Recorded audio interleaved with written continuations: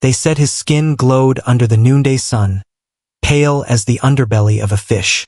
When the overseer found him standing barefoot in the wheat field, the stalks around him had wilted, as if scorched from within. No one knew where he came from. He spoke rarely, and when he did, it was in whispers that bent the air. The year was 1834, and word spread fast. A white-skinned child had been born of a field worker, though neither parent shared his coloring. To the plantation hands, he was an omen. To the mistress, a curiosity. But in the night, the dogs refused to go near his cabin. When the moon rose, he was seen staring at the sky as if waiting for something to answer back. Mrs. Adeline Merriweather was vast, not only in body but in appetite for control. Her plantation in Briar Hollow was her kingdom, her word the law of heaven and earth. The local preachers said she carried the blood of Cain, and she laughed, saying, "Cain built cities, I build legacy." Her wealth had rotted her heart to softness.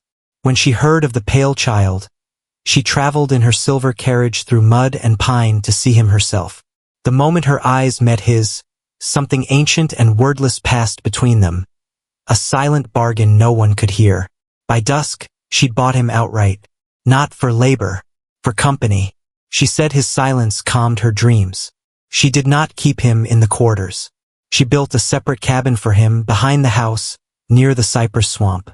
Every morning she brought him food herself, biscuits and sweet milk, and watched him eat in silence. She told the others he was a servant boy, though he did no work. At night, she sat rocking by his door, humming old hymns in a voice gone sharp with loneliness. The servants whispered that her late husband's voice could still be heard in the big house, arguing with something unseen. Sometimes, when the lady fell asleep by the boy's door, the rocking chair kept moving on its own. Among the household books was one she never let the maids touch, a leather ledger with no title, filled with names crossed out in red ink. At the bottom of each page, the same mark appeared, a thin spiral drawn in ash. One evening, the butler saw her writing the boy's name there. Elias, she called him. And when she closed the book, he swore he heard a sigh escape from it, like something breathing inside the paper.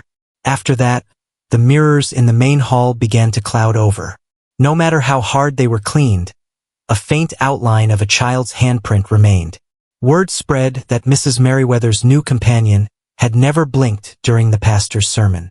Children whispered that when he did speak, birds went silent. The pastor came one Sunday to bless the boy, but when he placed his hand on Elias's head, his voice faltered. He said he smelled iron and salt, as if from the sea. That night, he woke screaming, saying he'd seen eyes behind the child's skin. The lady sent him a basket of peaches the next morning. The preacher left town by sundown and was never seen again. In 1843, a traveling photographer passed through. He offered to take portraits of the plantation household for a fee. The lady agreed, and when the plate was developed, she stared long at the result. Elias stood beside her in the image, but where his eyes should have been, there were only dark holes, blacker than ink. The photographer fled, swearing his chemicals had gone bad. That night, she locked the photograph away in a chest lined with lead. Yet the next morning, the same image appeared again, this time etched faintly into the parlor mirror. The crops burned without wind or storm. Smoke rose in thin, straight columns, as if drawn upward by unseen hands. Witnesses said the boy was standing near the edge of the blaze, untouched, the flames bending away from him like reverence. The lady only smiled, saying, "He's learning." When the insurance men came, she said lightning did it. They found no scorch marks on the trees. After that, no one dared say his name after dark. Before she died, the old midwife who had delivered Elias confessed to the town priest. She said the boy had been stillborn, no breath, no cry. Yet when she laid him in the basin, his eyes opened. She saw her reflection move in them before she did. She said a whisper rose from his chest, saying her true name, the one she'd never told anyone. The priest tried to comfort her, but she died that night with her mouth full of soil. Her body was found in the churchyard, facing the Merriweather estate. Elias never aged. 10 years passed, yet his face remained that of a child. The lady grew larger, slower, her heart heavy with sugar and secrets. One evening, she was seen carrying a silver knife into his cabin. The next morning, her hand was bandaged, blood soaking through the gauze. "He wanted to see what was inside," she said calmly. "So I showed him." Her servants began leaving one by one, but she never stopped humming, never stopped feeding the boy. New tenants bought the estate after her death in 1861. They found the cabin empty, no body, no sign of the boy. Yet at night, the children of the house claimed they heard someone whispering from beneath the floorboards, a soft voice repeating, "Name me again." When they tore up the boards, they found the old ledger sealed in wax. Every page was blank. But when the light hit it at dusk, faint writing appeared. In her hand, one final line. "He is not mine. He was never born." In 1890, the state converted the Merriweather property into an orphanage for abandoned white children. The matron in charge reported strange illnesses among the residents.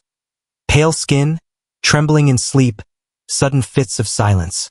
They said the swamp behind the house began to glow at night, like phosphor in the dark. Local boys dared each other to touch the water. Those who did lost their voices for days. Dr. Halston, the orphanage physician, wrote in his diary that one of the new boys had eyes like milk glass, and that his pulse could not be found in the usual places. He conducted blood tests, but the samples turned clear in the vials.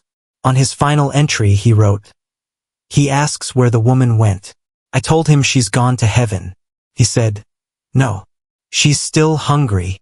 The next morning, his study was empty except for his coat and the open ledger. The orphanage chapel collapsed during evening prayers. Witnesses claimed they heard laughter echoing through the rafters seconds before the beams gave way. When rescuers searched the ruins, they found every candle still burning upright, untouched by the fall. Only one child was uninjured, a boy with white skin and eyes like winter glass. He was found humming the same hymn the lady had once sung. State officials declared the collapse an accident. Yet in sealed correspondence between the governor and the county sheriff, there's mention of unnatural remains and evidence of continued presence. The sheriff resigned a week later and burned his badge. He told the newspaper editor, "She still owns him." Death wasn't enough. In 1932, a film student from Louisiana discovered a canister labeled Merriweather Estate 1902. The reel showed children playing in the orphanage yard and then a flash of static. For a few frames, a pale figure stood by the fence, staring into the lens. When projected, the figure moved closer with every repetition, until the image bled into white. The student was found days later in his dormitory, eyes clouded, whispering, "He's behind the light." Local clergy tried to exorcise the grounds, sealing the ruins with holy oil. The priest leading the rite lost his sight mid-sermon. He said a child of unbaptized light had walked through him like fog. The following Sunday, the church bell rang on its own 13 times, though no one was in the tower. A private collector in 1949 wrote to the Smithsonian, offering a relic of impossible provenance. A child's handprint burned into glass, unbreakable even under flame. The letter mentioned it came from the Briar Hollow estate, former property of Adeline Merriweather. The institution never replied, and the collector vanished before the year's end. The land was purchased by an oil company in 1950. Workers clearing the swamp unearthed a stone slab beneath the roots, carved with spiral marks matching the old ledger. The foreman, thinking it superstition, ordered it destroyed. That night, the pumps froze solid, though the temperature was 80 degrees. Within a week, every machine operator had gone blind in one eye, the same side that faced the swamp. In 1971, a journalist recorded an interview with the last surviving maid from the Merriweather house. Her voice trembled as she recalled the boy. He never slept. He'd just sit there, looking at her like he was remembering something older than God. When asked where he went after the lady died, she whispered, "He ain't gone. He just changes his face."